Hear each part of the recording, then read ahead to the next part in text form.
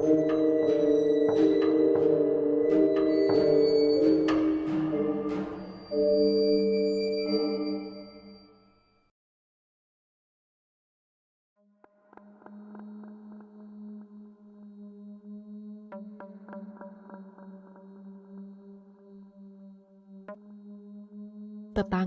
hantu. Hana tak yakin mana yang telah membangunkannya. Suara-suara derakan rapuh atau lidah-lidah api yang berwarna kuning terang. Ia duduk tegak di tempat tidur dan menatap dengan mata terbelalak ngeri pada api yang mengelilinginya. Lidah-lidah api berdesir di meja riasnya. Kertas dinding yang terbakar tergulung lalu meleleh. Pintu lemarinya sudah terbakar habis. Dan ia bisa melihat api meloncat-loncat dari rak ke rak. Bahkan cermin itu terbakar. Hana bisa melihat pantulan dirinya. Gelap, di balik dinding api berkelap-kelip. Api bergerak dengan cepat mengisi ruangan. Hana mulai tersedak asap tebal yang asam. Sudah terlambat untuk menjerit. Tapi, dia tetap menjerit. Betapa baiknya untuk mengetahui itu cuma mimpi. Hana duduk di tempat tidur. Jantungnya berdebar kencang. Mulutnya sekering kapas. Tak ada gemercik lidah-lidah api. Tak ada loncatan gumpalan-gumpalan kuning dan oranye. Tidak tersedak asap. Semuanya mimpi. Mimpi yang mengerikan. Begitu nyata. Hanya mimpi. Wah, itu benar-benar menakutkan. Gumam Hana pada dirinya sendiri. Dia duduk bersandar di atas bantal dan menunggu debaran hatinya yang begitu keras di dadanya berhenti. Dia mengangkat mata abu-abu birunya ke langit-langit, menatap langit-langit yang putih dingin itu. Hana masih bisa membayangkan langit-langit yang hitam bagus, gulungan kertas dinding, lontaran lidah-lidah api di depan cermin. Setidaknya, mimpiku tak membosankan, katanya pada dirinya sendiri. Menendang selimut tipis, ia melirik jam di mejanya. Baru jam 8:15. Bagaimana bisa baru 8:15? Dia bertanya-tanya. Aku merasa seolah-olah aku telah tidur selamanya. Hari apa sih ini? Sulit untuk melacak hari-hari di musim panas ini. Yang satu tampaknya melebur dengan yang lainnya. Musim panas ini, Hana kesepian. Sebagian besar teman-temannya di liburan ini pergi dengan keluarga atau berkemah. Ada begitu sedikit yang bisa diperbuat anak umur 12 tahun di sebuah kota kecil seperti Greenwood Falls. Kebanyakan dia membaca buku, menonton TV, dan naik sepeda berkeliling kota, mencari seseorang untuk diajak ngobrol. Membosankan. Tapi hari ini, Hana turun dari tempat tidur dengan senyum di wajahnya. Dia masih hidup. Rumahnya tak terbakar. Ia tidak terjebak dalam dinding yang bergemericik lidah-lidah api. Hana memakai celana pendek daegu hijau dan atasan tanpa lengan oranye terang. Orang tuanya selalu menggodanya tentang menjadi buta warna. Yang benar saja, apa masalah besar jika aku suka dengan warna-warna terang? Selalu itu jawabannya. Warna-warna terang, seperti lidah-lidah api di sekitar tempat tidurnya. Hei mimpi, lenyaplah, gumamnya. Dia menjalankan sikat rambut di rambut pirang pendeknya dengan cepat, lalu menuju ke lorong dapur. Dia bisa mencium bau telur dan daging goreng di atas kompor. Selamat pagi semuanya, celoteh Hana, riang. Dia bahkan senang melihat Bill dan Herb, saudaranya yang kembar berumur 6 tahun. Pengganggu-pengganggu, gangguan paling berisik di Greenwood Falls. Mereka melemparkan bola karet biru di meja sarapan. Berapa kali aku harus memberitahu kalian? Jangan bermain bola di rumah, kata Bu Fairchild, berbalik dari kompor untuk memarahi mereka. 1 juta, kata Bill. Herb tertawa. Dia pikir Bill lucu. Mereka berdua berpikir mereka pelawak. Hana melangkah ke belakang ibunya dan memeluk pinggangnya erat-erat. Hana, hentikan, teriak ibunya. Aku hampir menjatuhkan telur. Hana, hentikan, hentikan. Si kembar meniru ibu mereka. Bola memantul dari piring Herb, memantul lagi dari dinding, dan terbang ke kompor, beberapa inci dari penggorengan. Tembakan bagus jagoan, goda Hana. Si kembar tertawa dengan tawa nada tinggi mereka. Bu Fairchild berputar, mengerutkan kening. Jika bola itu jatuh dalam wajan, kalian akan memakannya dengan telur kalian, ancamnya. menggoyangkan garpunya pada mereka. Hal ini membuat anak-anak tertawa lebih keras. Mereka berada dalam suasana hati konyol hari ini, kata Hana tersenyum. Dia memiliki lesung pipi di satu pipi saat dia tersenyum. Kapan mereka pernah dalam suasana hati yang serius? Menuntut ibunya melempar bola itu ke lorong. Ya, aku dalam suasana hati yang bagus hari ini, Hana menyatakan, menatap keluar jendela pada langit biru tak berawan. Ibunya menatapnya curiga. Bagaimana bisa? Hana mengangkat bahu. Aku hanya merasa begitu. Dia tak merasa suka mengatakan pada ibunya tentang mimpi buruk, tentang seberapa bagus rasanya untuk hidup. Mana ayah?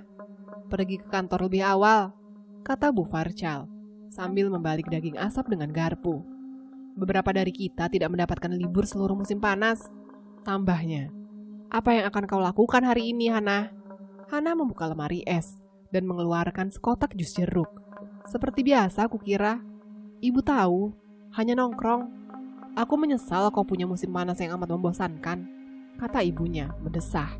Kami benar-benar tak punya uang untuk mengirimkanmu ke perkemahan.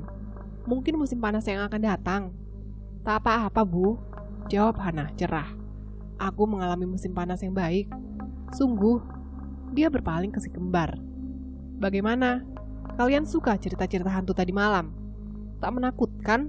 Jawab Herb cepat. Tak menakutkan sama sekali. Cerita-cerita hantumu bodoh, tambah Bill. Kalian terlihat sangat ketakutan, desak Hana. Kami pura-pura, kata Herb. Hana mengangkat kardus jus jeruk. Mau? Apa ada bubur di dalamnya? Tanya Herb. Hana pura-pura membaca karton. Ya, katanya 100% bubur. Aku benci bubur, Herb menyatakan. Aku juga. Bill setuju, nyengir. Ini bukan pertama kalinya mereka akan berdiskusi tentang sarapan bubur. Tak bisakah ibu membeli jus jeruk tanpa bubur? Pinta Bill pada ibu mereka. Bisakah kau saringkan untuk kami? Tanya Herb pada Hana. Bisakah aku mendapat jus apel? Tanya Bill. Aku tak mau jus, aku ingin susu, Herb memutuskan.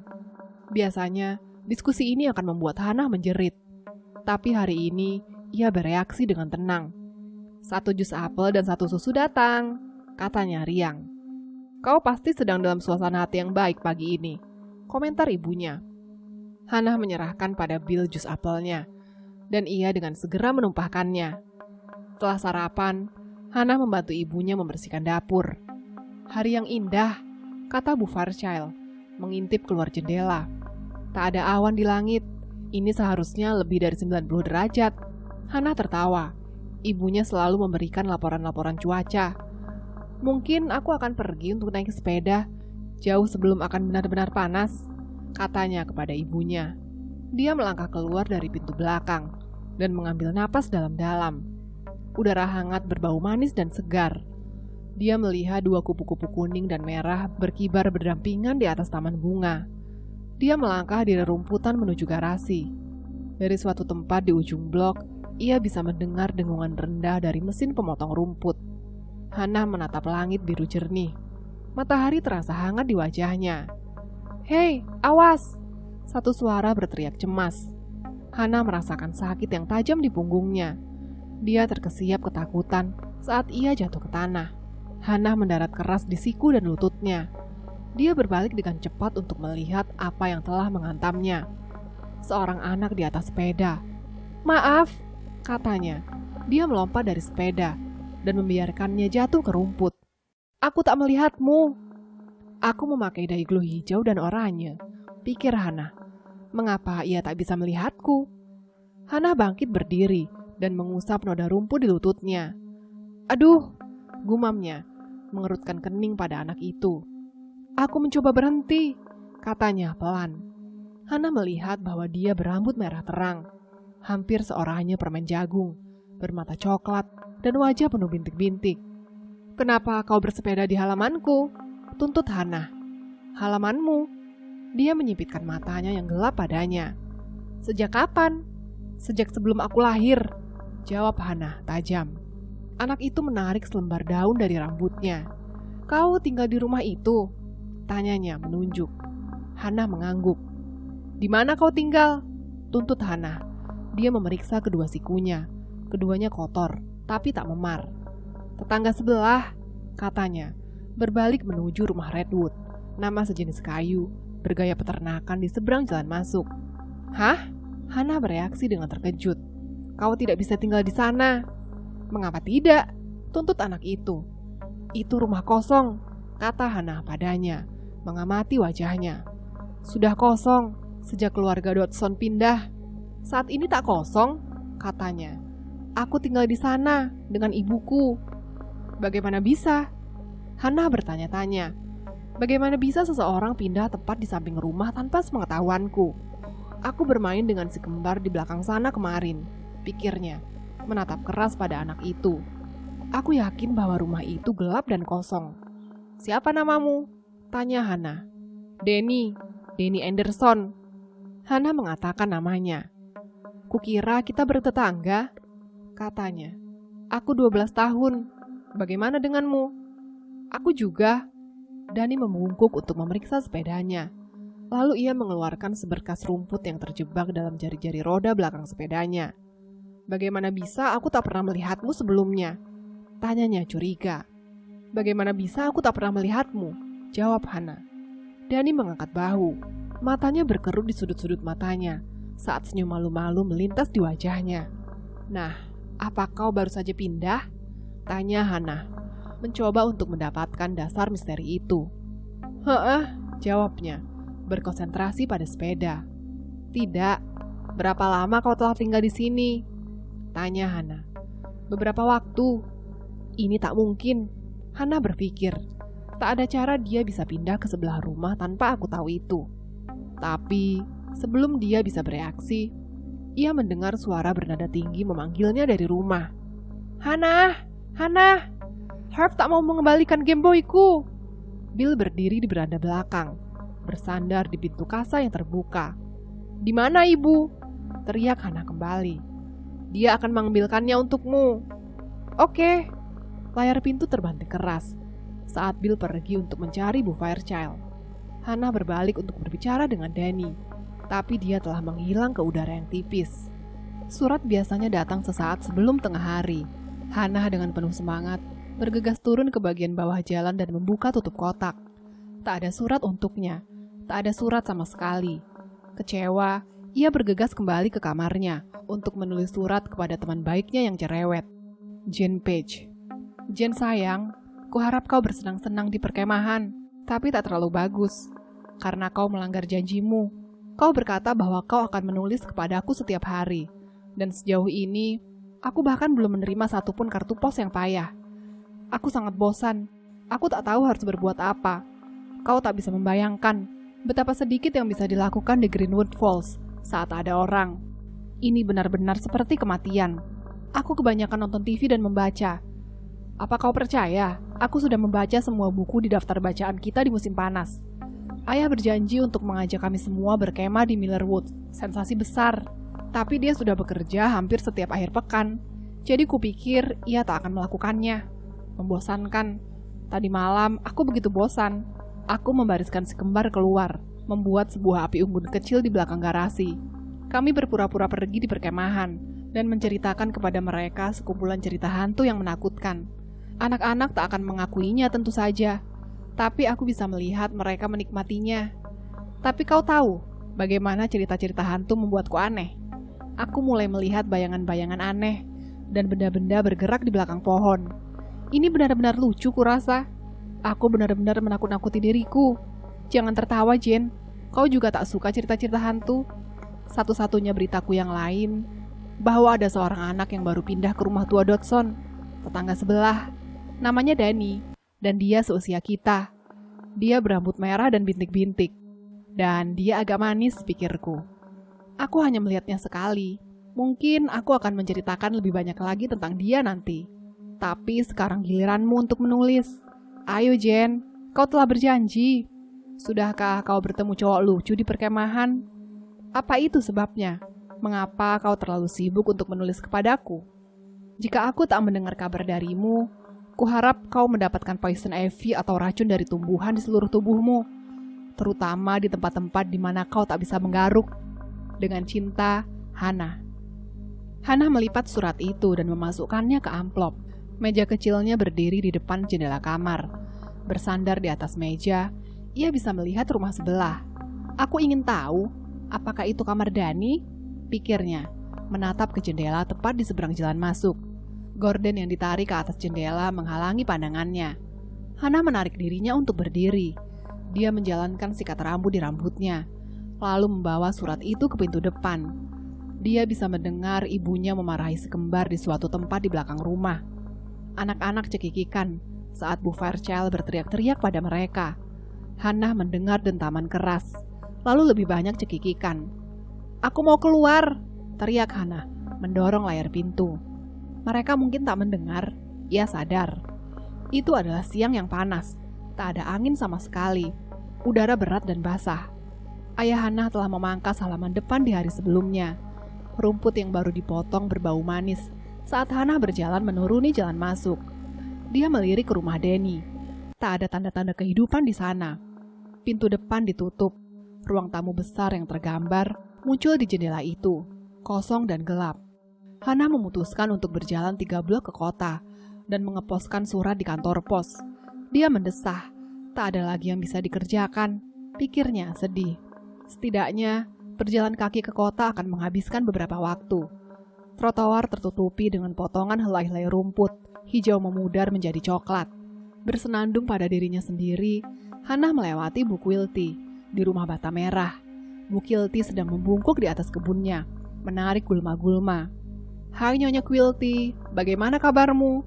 panggil Hana. Bu Quilty tak mendongak. Sombong sekali, pikir Hana dengan marah. Aku tahu dia mendengarku. Hana menyeberangi jalan. Suara piano mengalun dari rumah di pojokan. Seseorang berlatih lagu musik klasik, memainkan not salah yang sama berulang-ulang, kemudian memulai lagu lagi. Aku senang mereka bukan tetanggaku, pikir Hana tersenyum. Ia berjalan di sisi perjalanan ke kota, bersenandung untuk dirinya sendiri. Kantor pos putih berlantai 2 berdiri di seberang alun-alun kota kecil. Benderanya terkulai pada tiang di langit tak berangin. Di sekitar alun-alun berdiri satu bank, toko pangkas rambut, toko kecil bahan pangan dan pom bensin. Beberapa toko lainnya, Harder's Ice Cream Parlor, dan restoran bernama Dinner membentang di belakang alun-alun. 2 wanita berjalan keluar dari toko bahan pangan itu. Melalui jendela pangkas, Hana bisa melihat Ernie tukang cukur duduk di kursi, membaca majalah. Adegan hidup yang nyata, pikirnya, sambil menggelengkan kepalanya. Hana menyeberangi lapangan rumput kecil dan menjatuhkan surat di kotak surat di depan pintu kantor pos. Dia berbalik kembali menuju rumah, tapi berhenti ketika ia mendengar teriakan-teriakan marah. Teriakan itu datang dari belakang kantor pos. Hana menyadari seorang pria berteriak. Hana mendengar suara-suara anak laki-laki. Teriakan lagi. Dia mulai berlari-lari kecil di sekitar sisi gedung, menuju ke suara-suara marah itu. Dia hampir sampai ke gang ketika ia mendengar jeritan melengking kesakitan. "Hei!" Hana berteriak dan berlari di sisa perjalanan. "Apa yang terjadi?" Satu gang sempit membentang di belakang kantor pos. Ini adalah tempat tersembunyi, di mana anak-anak suka nongkrong. Hana melihat Pak Chesney, kepala kantor pos. Dia mengacungkan tinju dengan marah pada anjing kampung coklat yang kurus. Ada 3 anak laki-laki di gang itu. Hana mengenal Danny. Dia nongkrong di belakang 2 anak laki-laki yang tak dia kenal. Anjing itu menurunkan kepalanya dan merintih lembut. Seorang anak laki-laki tinggi, kurus dengan rambut pirang yang jarang, meraih anjing itu dengan lembut dan membungkuk untuk menenangkannya. "Jangan melempar batu pada anjingku," teriak anak itu pada Pak Chesney. Anak laki-laki lainnya melangkah maju. Dia masih kecil, tegap, terlihat kuat dengan rambut hitam runcing. Dia menatap Pak Chesney. Tangannya mengepal di pinggangnya. Danny tertinggal jauh dari yang lain. Sangat pucat. Matanya menyipit tegang. Pergilah. Aku peringatkan kalian," bentak Pak Chesney. Dia pria kurus berwajah merah. Kepalanya botak seluruhnya, dengan kumis lebat di bawah ujung hidung coklatnya. Dia mengenakan setelan wol ketat abu-abu, meskipun musim panas. "Anda tak punya hak untuk menyakiti anjingku," si anak pirang bersikeras, masih menggendong anjing kampung itu. Ekor gemuk anjing itu bergoyang-goyang marah sekarang. Anjing itu menjilat tangan anak itu. "Ini milik pemerintah," jawab kepala kantor pos, tajam. "Kuperingatkan kalian, pergi dari sini. Ini bukan tempat nongkrong bagi kalian membuat onar." Dia melangkah mengancam ke arah 3 anak laki-laki itu. Hana melihat Dani melangkah ke belakang. Ekspresi wajahnya ketakutan. 2 anak laki-laki lainnya berdiri di tanah mereka, menatap kepala kantor pos berwajah merah itu menantang. Mereka besar. Hana melihat, lebih besar dari Dani. Mereka tampaknya lebih tua dari Dani. "Aku akan memberitahu ayahku. Anda menyakiti Rasti," kata anak pirang itu. "Katakan pada ayahmu, kau masuk tanpa izin." Pak Chesney kembali. "Dan katakan padanya, kau kasar dan tak sopan. Dan katakan padanya juga, aku akan mengajukan keluhan pada kalian bajingan bertiga, jika aku menangkap kalian kembali di sini lagi." "Kami bukan bajingan," teriak anak laki-laki yang paling besar dengan marah. Lalu, ketiga anak laki-laki berbalik dan mulai berjalan menyusuri gang. Anjing itu berjigzag dengan gembira di antara tumit-tumit mereka. Ekor pendeknya yang berkedut liar. Pak Chesney menyerbu melewati Hana, menggumamkan kutukan pada dirinya sendiri. Dia begitu marah. Ia mendorong melewati Hana saat ia berjalan ke bagian depan kantor pos. "Brengsek sekali," pikir Hana menggelengkan kepala. "Apa masalahnya sih?" Semua anak-anak di Greenwood Falls membenci Pak Chesney, terutama karena ia benci anak-anak. Dia selalu berteriak pada mereka untuk berhenti berkeliaran di alun-alun, atau berhenti memainkan musik keras seperti itu, atau berhenti bicara begitu keras, atau berhenti tertawa begitu banyak, atau keluar dari gang berharganya. Dia bertindak seakan-akan dia memiliki seluruh kota, pikir Hana. Pada waktu Halloween, Hana dan sekelompok teman-teman memutuskan untuk pergi ke rumah Pak Chesney dan menyemprotkan cat ke jendelanya. Tetapi mereka kecewa. Chesney telah bersiap-siap untuk menghadapi trik pemain-pemain Halloween. Dia berdiri siap di jendela depan rumahnya, satu senapan besar di tangannya. Hana dan teman-temannya pergi berjalan, kecewa dan takut. Dia tahu betapa kami semua membencinya. Hana menyadari, dan dia tak peduli. Gang itu sekarang sepi. Hana kembali menuju alun-alun kota, berpikir tentang Danny. Dia tampak begitu ketakutan, begitu pucat. Dia hampir tampak memudar dalam terangnya sinar matahari. 2 teman Danny tampaknya tak takut sama sekali, pikir Hana. Mereka tampak marah dan kuat. Atau mungkin mereka hanya berlagak kuat karena Pak Chesney begitu mengerikan untuk anjing anak pirang itu. Menyeberangi alun-alun, Hana mencari tanda-tanda kehidupan. Di tokonya yang terang benderang itu, Ernie masih duduk di kursi tukang cukur. Wajahnya terbenam di majalah.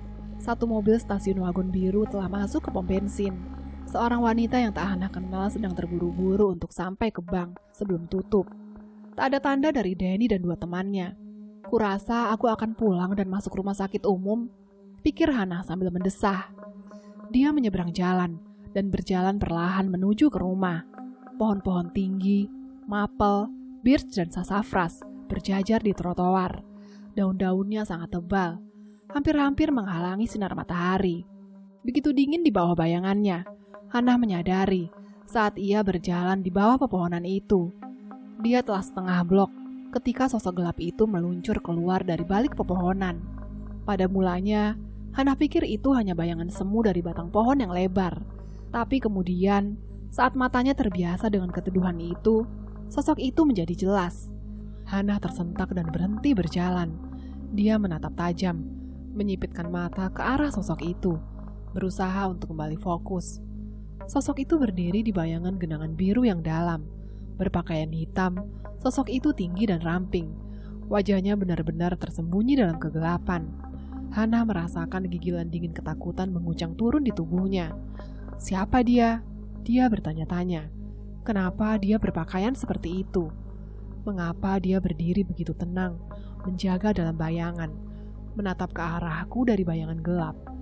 Apa dia mencoba menakut-nakutiku? Sosok itu perlahan-lahan mengangkat tangan, memberi isyarat pada Hana untuk datang mendekat. Hatinya berdebar-debar di dadanya. Hana mundur selangkah. Apakah memang ada seseorang di sana? Satu sosok berpakaian hitam-hitam? Atau aku melihat bayangan semu pada pepohonan? Hana tak yakin sampai ia mendengar bisikan. Hana, Hana.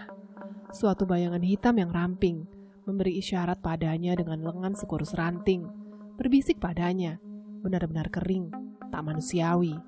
Tidak, jerit Hana. Dia berbalik dan berusaha untuk lari. Kakinya terasa lemas, lututnya tak mau membungkuk.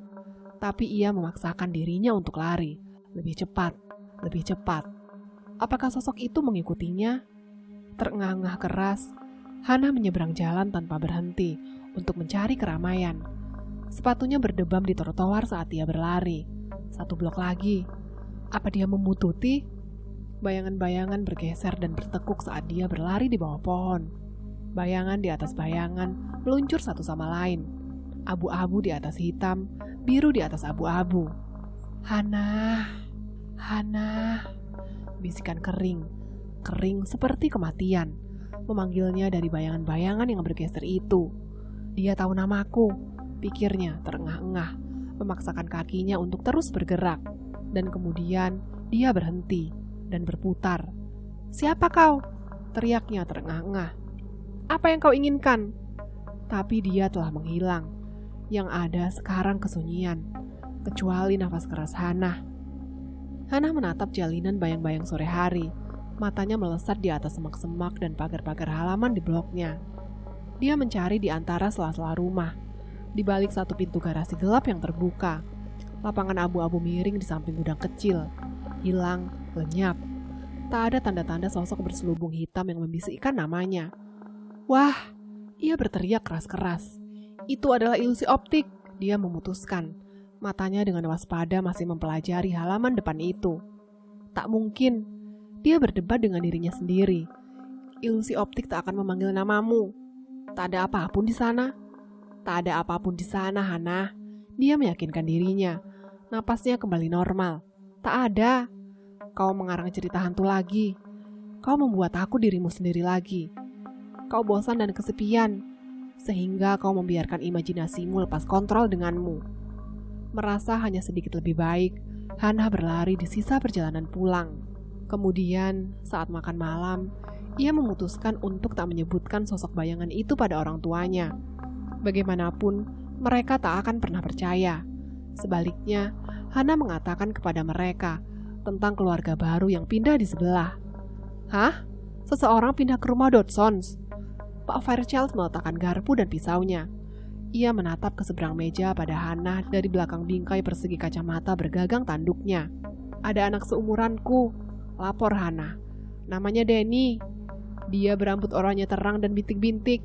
Itu bagus, jawab Bu Fairchild dengan bingung.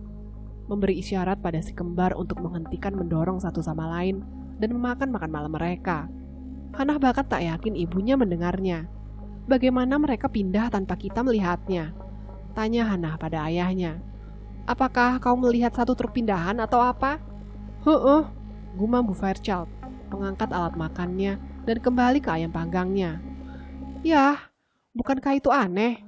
Tuntut Hana. Tapi sebelum salah satu orang tuanya bisa menjawab, kursi Herb terguling ke belakang. Kepalanya membentur linoleum, pelapis lantai, dan dia mulai melolong. Ibunya dan ayah melompat dari kursi mereka dan membungkuk untuk membantunya. Aku tak mendorongnya, teriak Bill nyaring. Sungguh, aku tidak. Frustasi bahwa orang tuanya tak tertarik pada berita besarnya, Hana membawa piringnya ke dapur. Lalu ia menggeluyur ke kamar tidurnya. Berjalan ke mejanya, dia menyingkap tirai dan mengintip keluar jendela. Danny, kau di sana? Dia bertanya-tanya, menatap tirai yang menutupi jendela yang gelap. Apa yang kau lakukan sekarang? Hari-hari musim panas tampak mengapung. Hana hampir tak ingat bagaimana ia melewatkan waktu. Seandainya satu temanku di sekitar sini, pikirnya sedih. Seandainya satu temanku mau menulis. Musim panas yang benar-benar sepi. Dia mencari-cari Danny, tapi dia tak pernah tampak berada di sekitar. Ketika Hana akhirnya melihat Danny di halaman belakang rumahnya, di akhir suatu sore, Hana bergegas untuk berbicara dengannya. Hai, teriak Hana dengan antusias. Danny sedang melempar bola tenis ke bagian belakang rumah dan menangkapnya. Bola itu membuat suara keras setiap kali menabrak dinding kayu merah itu. Hai, Hana berteriak lagi, berlari-lari melewati rerumputan. Denny berbalik, kaget. "Oh, hai, bagaimana kabarmu?" Dia berputar ke rumah dan melempar bola. Dia memakai kaos biru di atas celana pendek longgar bergaris hitam dan kuning. Hana melangkah di sampingnya. Duk, bola itu membentur dinding tepat di bawah selokan dan memantul ke tangan Denny. "Aku tak melihatmu di sekeliling," kata Hana dengan canggung. "Heeh," adalah jawaban singkatnya. "Duk, aku melihatmu di belakang kantor pos," kata Hana tanpa berpikir. "Hah?" Denny memutar-mutar bola di tangannya, tapi tak melemparnya. "Beberapa hari yang lalu, aku melihatmu di gang dengan kedua orang itu. Pak Chesmi benar-benar brengsek, bukan?" kata Hana. Denny tertawa terkekeh-kekeh. Saat dia berteriak, seluruh kepalanya berubah jadi merah terang, sama seperti tomat. "Tomat busuk," tambah Hana. "Apa masalahnya sih?" tanya Denny, melempar bola. "Duk, teman-temanku dan aku, kami tak melakukan apa-apa, cuma nongkrong." "Dia pikir dia orang penting," jawab Hana.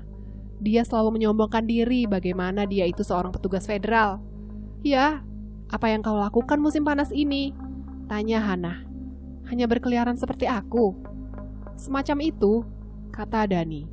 Duk, dia meleset menangkap bola dan harus mengejarnya ke garasi. Saat ia berjalan kembali ke rumah, dia menatap Hana, seakan-akan melihatnya untuk pertama kalinya. Hana tiba-tiba merasa sadar.